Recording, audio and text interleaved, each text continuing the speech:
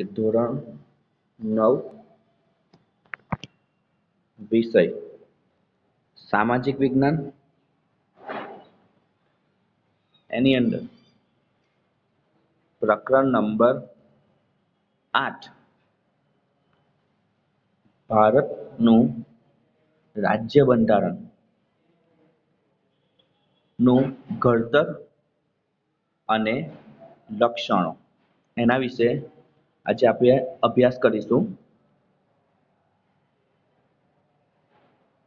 એની અંદર આજનો જે આપણો ટોપિક છે એ બંધારણના મૂળભૂત લક્ષણો, જે આપણે 3 લક્ષણો ભણી ગયા હતા. જે બંધારણના લક્ષણો છે એમાં 3 લક્ષણો આપણે ભણી ગયા હતા. પહેલું લક્ષણ હતું લિખિત દસ્તાવેજ, બીજું લક્ષણ હતું બંધારણનું કદ. તો જાણીએ છીએ કે બંધારણનું કદ કેવું છે, વિશાળ છે. ત્યારબાદ આપણે એક જ નાગરિકત્વ એના વિશે પણ ભણી ગયા હતા. જ્યાંથી બાકી હતું એ લક્ષણ ચોથું મજબૂત કેન્દ્રવાળું સમવાય તંત્ર, અહીંયાથી આપણે બાકી રાખેલું, બરાબર છે. તો અહીંયાથી આપણે કન્ટિન્યુ કરીએ છીએ કે મજબૂત કેન્દ્રની વાત કરી છે. મજબૂત કેન્દ્રવાળું સમવાય તંત્ર. તો પહેલા તો સમવાય તંત્ર એટલે શું? તો સમવાય તંત્ર એને કહેવાય કે અનેક સ્વાયત્ત અને સ્વતંત્ર, યાદ રાખજો, અનેક સ્વાયત્ત અને સ્વતંત્ર એકમ, જે સમૂહ એકમ છે એનું રાજતંત્ર. એટલે આપણે શું કહી શકીએ એને? સમવાય તંત્ર. અનેક સ્વતંત્ર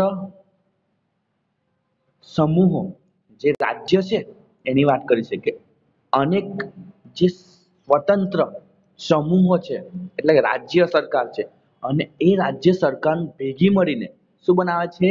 આખા દેશની કેન્દ્ર સરકાર. તો આખું રાજ્ય ભેગા મળીને દેશ બનાવે છે. તો એને શું કહેવાય છે? સમવાય તંત્ર. એવું જે તંત્ર રચાય છે એને શું કહેવાય છે? સમવાય તંત્ર. તો મજબૂત કેન્દ્ર સરકારની વાત કરી છે. મજબૂત કેન્દ્રવાળું સમવાય તંત્ર એટલે કે રાજ્યનો બનેલો દેશ. અલગ અલગ રાજ્ય જે સ્વતંત્ર રીતે પોતે કામગીરી કરે છે અને એમાંથી પછી શું બનાય છે? આખો દેશ બને છે. તો અનેક સ્વાયત્ત અને સ્વતંત્ર રાજ્ય સમૂહ વાળું રાજતંત્ર એટલે સમવાય તંત્ર. બરાબર છે. પ્રોપર આની વ્યાખ્યામાં આવી શકે અનેક સ્વાયત્ત અને સ્વતંત્ર રાજ્ય સમૂહ નું રાજતંત્ર એટલે સમવાય તંત્ર. તો મજબૂત કેન્દ્ર વાળું એને જોઈએ આપણે.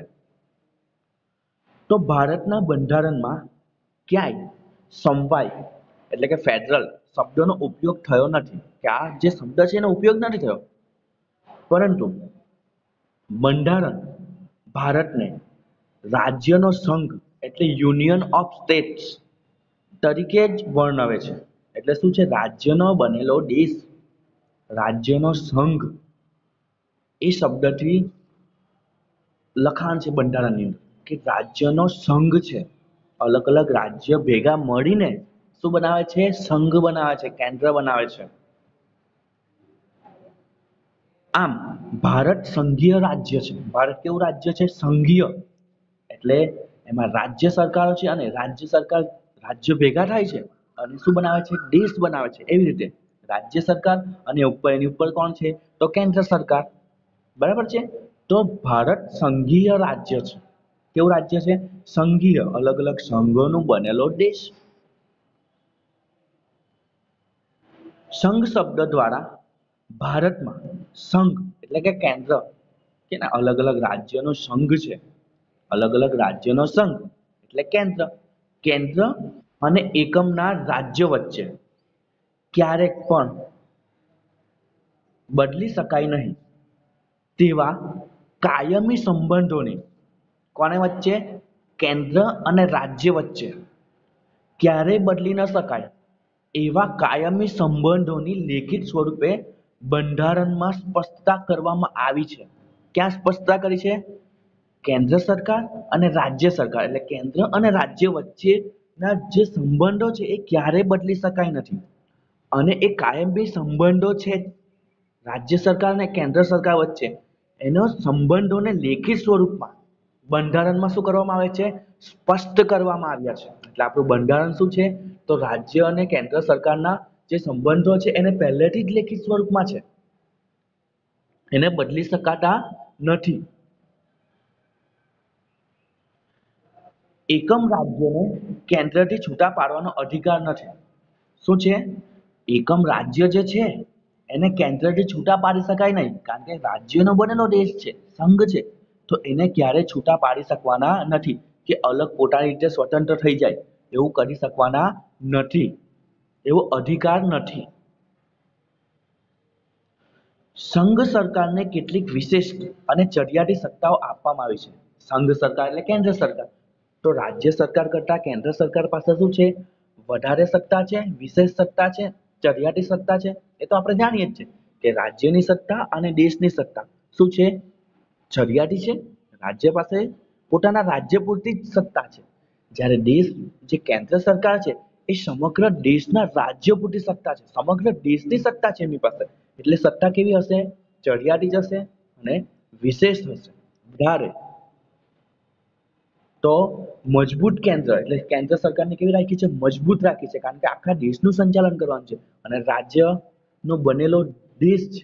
એટલે રાજ્ય સરકાર પાસે પણ અને કેન્દ્ર સરકાર પાસે પણ સત્તા છે. રાજ્ય સરકાર પાસે કેટલી સત્તા? ઓછી. જ્યારે કેન્દ્ર સરકાર પાસે કેવી છે? વધારે. એટલા માટે શું છે? કેન્દ્ર મજબૂત છે. એવું આપણું એક રાજતંત્ર છે. એને શું કહેવાય છે? સમવાય તંત્ર. એટલે રાજ્યનો બનેલો દેશ છે.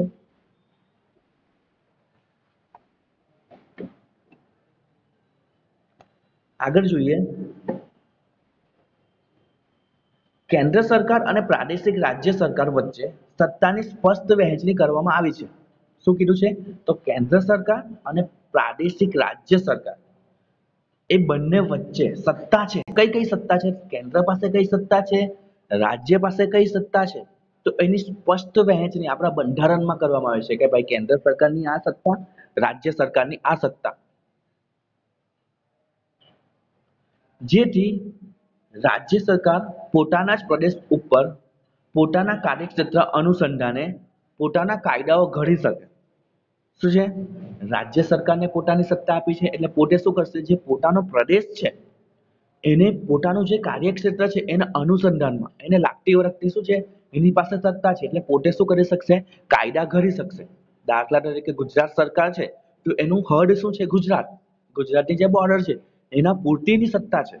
એટલે ગુજરાત જે રાજ્ય છે એના પૂરતી જ છે અને એ ગુજરાતની સંપૂર્ણ કાયદાકીય પ્રોસેસ એ કરશે. એટલે શું છે? કાયદો ઘડી શકશે, પોતાના રાજ્ય માટે કાયદો ઘડી શકશે.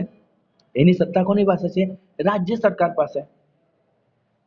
એટલે પોતાના પ્રદેશ પૂરતી જ સત્તા હોય છે, અન્ય પ્રદેશ નહીં. કે ગુજરાત સરકાર મહારાષ્ટ્ર સરકાર માટેના કાયદા બનાવતી નથી, માત્ર ગુજરાત જ પૂરતા જ કાયદા બનાવે છે અને એ ગુજરાતમાં જ લાગુ પાડી શકાય છે, બીજે લાગુ પાડી શકાતા નથી. જે શું કહેવાય છે? તો પોતાના અનુસંધાનમાં જે કાયદા ઘડે છે. કેન્દ્ર અને રાજ્ય વચ્ચે સત્તાના વિભાજન થકી બંધારણમાં બક્ષવામાં આવેલા સત્તાઓ ભોગવે છે. શું છે?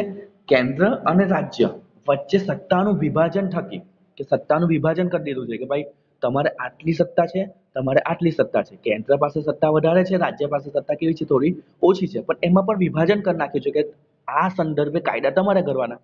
રાજ્ય સરકારને પોતાની કામગીરી આપી દીધી, કેન્દ્ર સરકારને પોતાની કામગીરી આપી દીધી. તો સત્તાનું શું થઈ ગયું? વિભાજન થઈ ગયું. બંધારણમાં બક્ષવામાં આવેલી સત્તાઓ ભોગવે છે કે કેન્દ્ર સરકાર પણ પોતાની સત્તા ભોગવે છે અને રાજ્ય સરકાર પણ શું કરે છે? પોતાની સત્તા ભોગવે છે. સમવાય તંત્રમાં તટસ્થ શું છે? સમવાય તંત્રમાં તટસ્થ, નિષ્પક્ષ અને સ્વતંત્ર ન્યાયતંત્ર છે. જે કેન્દ્ર અને રાજ્ય વચ્ચે સત્તા અને કાર્ય વિભાજન સંદર્ભે કોઈ માડાગાંઠ ઊભી થાય તો તે બંધારણનું અર્થઘટન કરીને તેનું નિરાકરણ લાવીને કામગીરી કરે છે. જે ન્યાયતંત્ર છે ને એ શું કરે છે? કેન્દ્ર અને રાજ્ય વચ્ચે કેટલીક વાર મતભેદ થાય, સત્તા માટે મતભેદ થાય, તો એ મતભેદનું નિવારણ કોણ કરશે? તો આપણું ન્યાયતંત્ર કરશે. કે ને રાજ્ય સરકાર વચ્ચે કેટલાક વાર કેન્દ્ર અને રાજ્ય વચ્ચે, દાખલા તરીકે પશ્ચિમ બંગાળ અને કેન્દ્ર સરકાર વચ્ચે મતભેદ થાય, દિલ્હી અને કેન્દ્ર સરકાર વચ્ચે મતભેદ થાય, તો શું છે, આ જે મતભેદ થાય છે સત્તા માટે, કે આ મારી સત્તા છે, આ મારી સત્તા છે, તો એવા કોઈ મતભેદ થાય તો એનો ઉકેલ કોણ લાવે છે? આપણું જે ન્યાયતંત્ર છે, સર્વોચ્ચ અદાલત, સુપ્રીમ કોર્ટ, એ શું કરે છે? એ આપણા બંધારણનું અર્થઘટન કરે, કે બંધારણમાં શું કહ્યું છે એનું અર્થઘટન કરે, અને પછી એ જે ઝઘડો છે, ઝઘડો તો નહીં કહી શકીએ પણ માડાઘાટ કહી શકીએ, કે જે માડાઘાટ છે એને શું કરી શકાય? એનું નિરાકરણ લાવી શકાય. અને કેન્દ્ર અને રાજ્ય વચ્ચે શું થાય? મતભેદ થાય, તો એનું નિરાકરણ લાવવાનું કામ કોણ કરે છે? આપણું ન્યાયતંત્ર કરે છે. તો એની જોગવાઈ પણ ક્યાં છે? આપણા બંધારણની અંદર.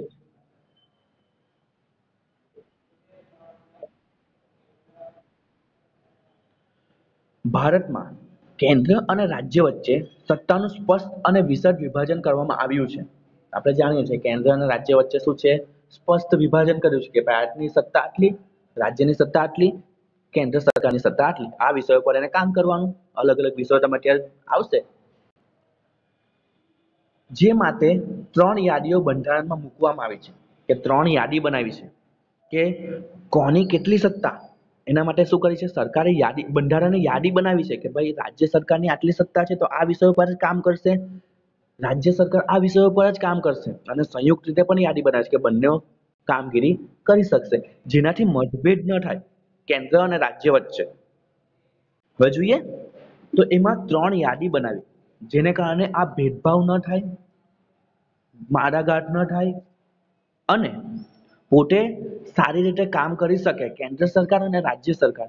એના માટે 3 યાદી બનાવી છે. આપણે ભણી જ ગયા છે અગાઉના ધોરણમાં, પણ આપણે જોઈએ કેન્દ્ર સરકાર એટલે સંઘ સરકારની યાદી.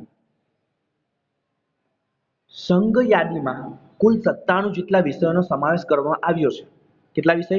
97 વિષય પર. સત્તા કોની છે? કેન્દ્ર સરકારની છે. એટલે કેન્દ્ર સરકાર એના પર કામ કરશે, એના પર કાયદા બનાવશે. કયા વિષય પર? 97 વિષય પર. ભારતની જે લાગતી વળગતી બાબત છે એવા 97 વિષય છે, એના પર કાયદો ઘડવાનું કામ કેન્દ્ર સરકાર. જેમાં કાયદા ઘડવાની સંપૂર્ણ સત્તા કોની છે? સંસદ ધરાવે છે. એટલે કેન્દ્ર સરકાર આવશે, સંસદ એટલે સંરક્ષણ, વિદેશી બાબતો, અણુશક્તિ, નાણું, વીમો, બેન્કિંગ, તાર ટપાલ, રેલવે જેવા રાષ્ટ્રીય મહત્વ ધરાવતા ક્ષેત્રમાં કેન્દ્ર સર્વોપરી સત્તા ધરાવે છે. જે આ વિષયો છે, જે મહત્વના વિષયની વાત કરે છે, 97 વિષય તો હજુ બધા બહુ હશે, પણ આ મેઇન વિષય, મુખ્ય વિષયની વાત કરે છે. સંરક્ષણ, વિદેશી બાબતો, અણુશક્તિ, નાણું, વીમો, બેન્કિંગ, તાર ટપાલ, રેલવે જે કોના હસ્તક છે? કેન્દ્ર સરકારના હસ્તક. જે વિષયો કોના હસ્તક? કેન્દ્ર સરકારના. એટલા માટે કાયદો બનાવવાનું કામ પણ કોણ કરશે? કેન્દ્ર સરકાર કરશે. એટલે કેન્દ્ર સરકાર પાસે શું છે? આ વિષયો પર સર્વોપરી સત્તા છે.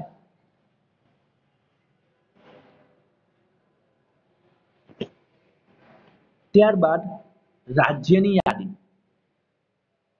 યાદ રાખજો કેન્દ્ર સરકાર પાસે કેટલા વિષય છે? 97 વિષય.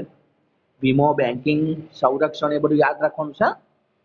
પછી રાજ્યની યાદીની અંદર જેમાં 66 વિષયોનો સમાવેશ કરવામાં આવ્યો છે. કેટલા વિષય છે? 66 વિષય છે. જેની સત્તા કોની પાસે છે? રાજ્ય પાસે છે. જેના પર કાયદો ઘડવાની સંપૂર્ણ સત્તા રાજ્યોની ધારાસભાઓ એટલે વિધાનસભા ગૃહ ધરાવે છે. કેન્દ્ર સરકાર પોતાના વિષયો 97 છે, એવી રીતે રાજ્ય સરકાર પાસે કેટલા વિષયો છે? 66 વિષયો છે. એના પર કાયદો ઘડવાનું કોણ છે? કામ કરે છે. રાજ્યની જે ધારાસભાઓ છે એ શું કરે છે? આ કામ કરે છે, કાયદો ઘડવાનું, એના પર કાર્ય કરે છે. કાયદો અને વ્યવસ્થા કયા વિષયો છે તે? શિક્ષણ, કાયદો અને વ્યવસ્થા, શિક્ષણ, સ્થાનિક સ્વરાજ્યની સંસ્થાઓ. કે ને સ્થાનિક સ્વરાજ્યની સંસ્થાઓ એટલે શું? નગરપાલિકા, મહાનગરપાલિકા, ગ્રામ પંચાયત, જિલ્લા પંચાયત, તાલુકા પંચાયત. બરાબર છે. તો આ સ્થાનિક સ્વરાજ્યની સંસ્થાઓ. કૃષિ, કૃષિ એટલે આપણે જાણીએ છીએ ખેતી વિશે. સિંચાઈ, આરોગ્ય, ભૂમિ, જમીન વિશે. રાજ્યોની આંતરિક વેપાર, રાજ્ય વચ્ચે શું છે આંતરિક વેપાર થાય છે તે વેપાર અને વાણિજ્ય વિષયક સેવાઓનો સમાવેશ થાય છે કે આ બધા વિષયો પર કોણ કાયદા બનાવે છે? રાજ્ય સરકાર કાયદા બનાવે છે. ઓકે, 66 વિષયો પર જો કેન્દ્રને લાગે કે રાજ્યમાં કાયદો અને વ્યવસ્થા પડી ભાંગે છે તો રાજ્યની સંપત્તિ સાથે કે રાજ્યની મરજી વિરુદ્ધ જઈને કેન્દ્ર તે રાજ્યમાં કેન્દ્રિત અનામત પોલીસ દળને મોકલી શકે છે. હા, આવું થઈ શકે કે કાયદોની વ્યવસ્થા શું થાય? પડી ભાંગે ક્યાં? રાજ્યની અંદર. તો કેન્દ્ર ધારે તો શું કરી શકે? રાજ્યની સંમતિ સાથે કે રાજ્યની મરજી વિરુદ્ધ પણ કેન્દ્ર શું કરી શકે? રાજ્યમાં અનામત પોલીસ દળ ને શું કરે છે? મોકલી શકે છે. અને કાયદો વ્યવસ્થાને પોતે શું કરે છે? જાળવવાનો પ્રયત્ન કરે. કઈ સરકાર? કેન્દ્ર સરકાર. આવું કેટલીક પરિસ્થિતિઓમાં જ થાય. અત્યારે તમે ન્યૂઝપેપરમાં કે સમાચારોમાં લોકડાઉનમાં બધું સાંભળ્યું હશે કે જે મજૂરો છે એ એક જગ્યાએ એકઠા થઈ ગયા હતા. ત્યારે કેજરીવાલની દિલ્હીમાં કેજરીવાલ સરકાર છે તો એ સારી રીતે હેન્ડલ નહીં કરી શકે. ત્યારે એમને માંગણી કરી કે પોલીસ દળ મોકલો અમને, અમે શું કરી શકીએ? આને હેન્ડલ નહીં કરી શકીએ. તો એવું થઈ શકે. ઘણા બધા રાજ્યની અંદર આવી રીતે જે આપણા ગૃહપ્રધાન છે એની સંમતિથી શું કરી શકાય? આવું પોલીસ દળ મોકલી શકાય છે. જેનાથી શું કરી શકે? એ પરિસ્થિતિને હેન્ડલ કરી શકાય. તો આ છે રાજ્યની યાદી. કેટલા વિષયો છે? 66 વિષયો છે. પછી છે સંયુક્ત યાદી. સંયુક્ત યાદીમાં 47 જેટલા વિષયોનો સમાવેશ કરવામાં આવ્યો છે જેમના પર કાયદો ઘડવાની સત્તા કેન્દ્ર અને રાજ્ય બંને ધરાવે છે. કે શું છે? કેન્દ્ર સરકાર અને રાજ્ય સરકાર બંને આ વિષયો પર કાયદો ઘડી શકે છે. કેટલા વિષય? 47 વિષય. તો કેન્દ્ર સરકારની અલગ યાદી છે, એમાં કોઈ ભેદભાવ નથી. 97 વિષય પર 66 વિષય રાજ્ય પાસે છે તો એમાં કોઈ પણ પરિસ્થિતિમાં શું થશે? આ સંયુક્ત યાદીમાં થોડું શું થાય છે? માડાગાંઠ ઊભી થાય. પરંતુ જ્યારે રાજ્યોના કાયદામાં વિવાદ કે સંઘર્ષ ઊભો થાય ત્યારે ત્યાં કેન્દ્રનો કાયદો ચઢિયાતો અને સર્વોપરી ગણાય છે. કે રાજ્ય કાયદા બનાવે એ વિષય પર એવું લાગે કે ભાઈ એ કાયદો વ્યવસ્થિત નથી, એમાં વિવાદ ઊભો થાય છે કે સંઘર્ષ ઊભો થાય છે તો જે કેન્દ્ર સરકારે જે કાયદા બનાવ્યા છે એ શું છે? એ રાજ્ય કરતા ચઢિયાતા અને સર્વોપરી ગણાય છે અને એને લાગુ પાડી શકાય છે. આમ સમવાય તંત્રમાં કેન્દ્રને સંયુક્ત યાદીમાં પણ વિશેષ સત્તા આપી છે. એટલે વિશેષ સત્તા કોની પાસે છે? કેન્દ્ર પાસે. સંયુક્ત યાદીમાં પણ શું છે? વધારે સત્તા કોની પાસે છે? કેન્દ્ર પાસે. કે રાજ્યની અંદર કાયદા પ્રત્યે શું થાય? વિવાદ ઉભો થાય, સંઘર્ષ ઉભો થાય છે. સૌથી ચડિયાતો કાયદો કોનો ગણાશે? કેન્દ્ર સરકારનો ગણાશે. અને સર્વોપરી પણ શું ગણાશે? કેન્દ્ર સરકારનો. અને એને લાગુ પાડી શકાશે. તો આ શું છે? સંયુક્ત યાદી છે. આ યાદીમાં દીવાની અને ફોજદારી બાબતો, લગ્ન, છૂટાછેડા અને ભરણપોષણ, લગ્ન, છૂટાછેડા અને ભરણપોષણ અંગેના કાયદો, શિક્ષણ, આર્થિક આયોજન, વ્યાપારી સંઘો વગેરેનો સમાવેશ ક્યાં થાય છે? તો આ સંયુક્ત યાદીમાં થાય છે. આ વિષયો પર કાયદો ઘડવાનું કામ કોણ કરે છે? તો આપણા કેન્દ્ર સરકાર અને રાજ્ય સરકાર બંને ઘરે છે. આ હતી સંયુક્ત યાદી. આપણે 3 યાદી જોઈ, બરાબર છે? કયું? કેન્દ્ર યાદી, સંઘ યાદી ક્લિયર છે, રાજ્ય યાદી અને સંયુક્ત યાદી. ખાસ વિષય યાદ રાખજો. 97 વિષય કેન્દ્ર પાસે, 66 વિષય કોની પાસે? રાજ્ય પાસે. અને 47 વિષય કોની પાસે છે? બંને પાસે છે.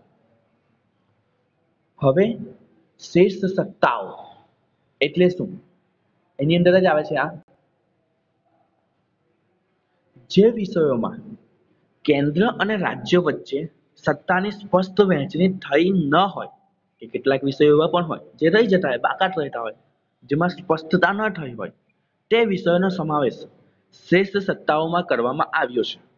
કે જે વિષયોની યાદી નથી બની એ વિષયોની સત્તા કોની પાસે?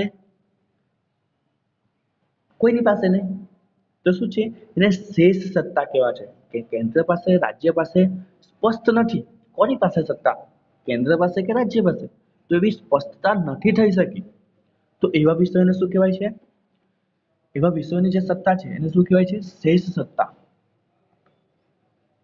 આ વધારાના વિષયો કે જે શેષ સત્તાઓમાં કાયદો ઘડવાની કે તેમાં ફેરફાર કરવાની સંપૂર્ણ સત્તા કેન્દ્ર સરકારને એટલે કે સંસદને. કોની પાસે છે આ શેષ સત્તા? કેન્દ્ર કે સંસદ ની પાસે છે કે જે વિષયનો સમાવેશ આ યાદીમાં થતો નથી. કોની પાસે છે સત્તા? કેન્દ્ર પાસે છે, રાજ્ય પાસે છે. એ વિષયોની સ્પષ્ટતા જ નહીં થઈ તો એની સત્તા કોની પાસે છે? સંપૂર્ણ. તો કેન્દ્ર સરકાર એટલે કે સંસદ પાસે. એના પર કાયદો ઘડવાનું કામ કોણ કરશે? સંસદ કરશે. કયા વિષયો? જેની યાદીમાં સમાવેશ નથી થયો અને એ વિષય હજુ સ્પષ્ટ નથી થયા કે કોને આપવા, રાજ્યને કે દેશને, તો એની સત્તા સંપૂર્ણ કોની પાસે છે? કેન્દ્ર સરકાર પાસે.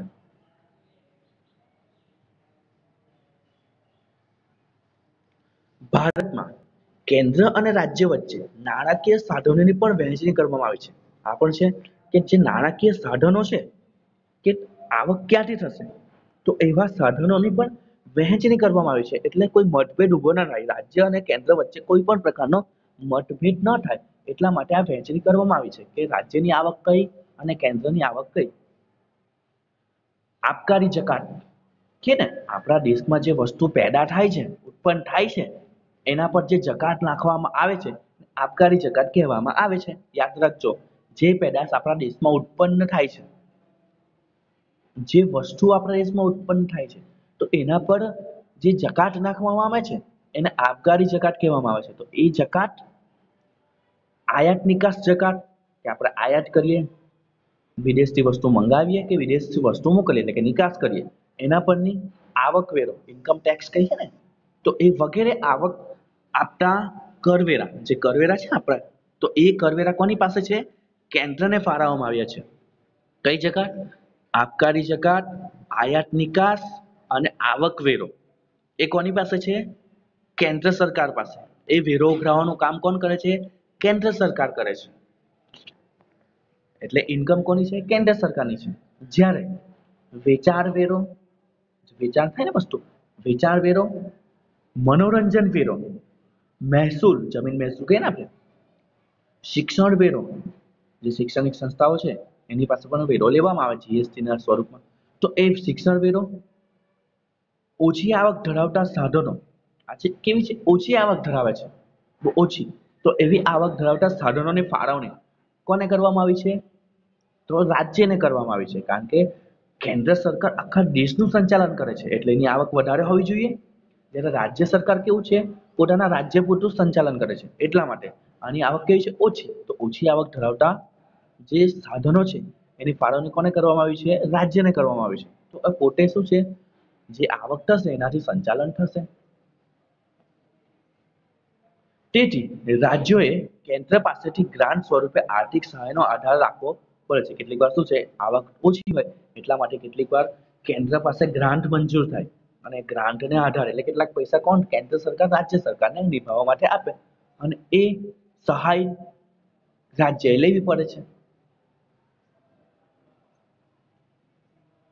આ શું છે? તો આવકની વહેંચણી છે કેન્દ્ર સરકાર અને રાજ્ય સરકાર, જેનાથી કોઈ મતભેદ ઉભો થાય નહીં. હા, તો ચોથો મુદ્દો. હવે જોઈએ છે પાંચમો મુદ્દો, કટોકટી વેરાએ એક તંત્રી વ્યવસ્થા. કટોકટી તો ઇમરજન્સી કે ને, તો એના વેરાએ એક તંત્રી વ્યવસ્થા, એક જ તંત્ર કામ કરે. તો એને શું કહીએ? ભારતના બંધારણમાં ત્રણ પ્રકારની કટોકટી જોગવાઈ કરવામાં આવી છે. ત્રણ પ્રકારની કટોકટીની જોગવાઈ. આવી કટોકટી જો થાય, ઇમરજન્સી આવે તો એક જ તંત્ર કામ કરશે, બંને તંત્ર નહીં. રાજ્ય સરકાર, કેન્દ્ર સરકાર નહીં, એક જ તંત્ર. પહેલું છે કે યુદ્ધ. યુદ્ધ થાય, બાહ્ય આક્રમણ થાય આપણા પર, સશસ્ત્ર બળો, સશસ્ત્ર બળવો થાય, કેટલાક બળવો કરે, જેવા સંજોગોમાં રાષ્ટ્રીય સલામતી જોખમાય. કે આવું થાય કે યુદ્ધ થાય તો આપણી રાષ્ટ્રીય સલામતી જોખમાય, બાહ્ય આક્રમણ કરે તો આપણી રાષ્ટ્રીય સલામતી જોખમાય, સશસ્ત્ર બળવો થાય તો આપણી રાષ્ટ્રીય સલામતી જોખમાય. તો આવા સંજોગોમાં, એવી પરિસ્થિતિમાં દેશમાં સલામતી વિષયક કટોકટી જાહેર કરી શકાય છે. સલામતી કટોકટી જાહેર થાય એટલે શું થાય? આર્મી મૂકવામાં આવે. બરાબર છે. તો આવું કઈ સલામતી કહેવાય છે? દેશમાં સલામતી વિષયક જો જાહેર થાય તો કહેવાય છે કટોકટી. રાષ્ટ્રીય સલામતી કહેવાય. શું કહેવાય? રાષ્ટ્રીય સલામતી. એના માટેની આ કટોકટી છે. તો આ સમયે કોણ શાસન કરે? રાષ્ટ્ર, કેન્દ્ર સરકાર. અને એને શું કરશે? સશસ્ત્ર બળો મોકલશે. નાખે એટલે આર્મી શું કરશે? ત્યાં આવી જશે અને કર્ફ્યુ જાહેર કરે. ખબર ને કેટલીક વાર એવું થાય કે ત્યાં એટલીક વિસ્તારોમાં કર્ફ્યુ જાહેર કરે. બીજું, રાજ્યમાં કાયદો અને વ્યવસ્થાની પરિસ્થિતિ પડી ભાંગે. કાયદો અને વ્યવસ્થા ક્યાં? રાજ્યની અંદર. અથવા બંધારણીય જોગવાઈ અનુસાર રાજ્યની સરકાર ચાલી શકે એમ ન હોય, કે રાજ્યની સરકાર છે બંધારણમાં જેવું કહ્યું છે એ પ્રમાણે ચાલી શકે તેમ નહીં હોય, ત્યારે કેન્દ્ર સરકાર બંધારણીય કટોકટી જાહેર કરી શકે. બંધારણીય કટોકટી કે કાયદો વ્યવસ્થા પડી ભાંગે. બરાબર છે. અને બંધારણની જે જોગવાઈ છે એ પ્રમાણે રાજ્ય ચાલી શકે તેમ ન હોય રાજ્યની સરકાર, તો એ સમયે શું કરે છે? કેન્દ્ર સરકાર બંધારણીય કટોકટી જાહેર કરી શકે છે અને રાષ્ટ્રપતિ શાસન રાજ્યમાં લાગુ પાડી શકે છે. ઘણીવાર રાષ્ટ્રપતિ શાસન લાગુ પાડી શકાયું છે ઘણા બધા રાજ્યોમાં. હાલમાં જ જમ્મુ કાશ્મીર રાજ્યની અંદર જ શું છે? આવું શાસન લાગુ પાડેલું, રાષ્ટ્રપતિ શાસન. તો આ રીતે શું છે?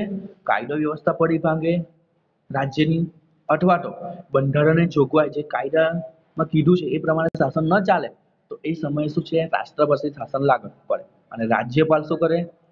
રાષ્ટ્રપતિના આદેશ અનુસાર કાર્ય કરે. રાજ્યપાલ પોતાના હસ્તક શું કરે છે? એ સંપૂર્ણ કાર્યભાર સંભાળે છે. જેમાં મુખ્યમંત્રી આવી શકે નહીં, કે કોઈ પણ સંસદ સભ્ય નહીં, કોઈ પણ રાજ્યના જે ધારાસભ્યો છે એ આવી શકે નહીં. રાજ્યપાલ પોતે શાસન કરશે રાષ્ટ્રપતિના આદેશ અનુસાર. ત્રીજું, સતત ભાવ વધારાના કારણે નાણાંના મૂલ્યમાં ઝડપથી ધોવાણ થતું હોય. ભાવ વધારો થાય, સતત ભાવ વધતો હોય અને એને કારણે નાણાંનું મૂલ્ય ઘટતું હોય, કે ધોવાણ થતું હોય, ત્યારે નાણાકીય કટોકટી જાહેર કરી શકાય. શું કરી શકાય? નાણાકીય કટોકટી. આમ કટોકટીના આ ત્રણેય જોગવાઈઓ હેઠળ આપણું સમવાય તંત્ર એકંદરે એક તંત્રી વ્યવસ્થામાં ફેરવાઈ જાય છે. એટલે તંત્ર કોના હાથમાં? એક જ કેન્દ્ર સરકારના હાથમાં. કે કેટલીક વાર શું થાય? સતત ભાવ વધારો થાય, નાણાંનું મૂલ્ય જ ઘટતું થઈ જાય તો શું છે? નાણાકીય કટોકટી જાહેર કરે, કેટલાક ખર્ચાઓ પર કાપ મૂકે અને એને કારણે શું છે? બધું સંચાલન કોણ કરશે? કેન્દ્ર સરકાર કરશે. આમ જે આ ત્રણેય છે કટોકટી, બરાબર છે, તો એક તંત્રી વ્યવસ્થામાં ફેરવાઈ જાય છે.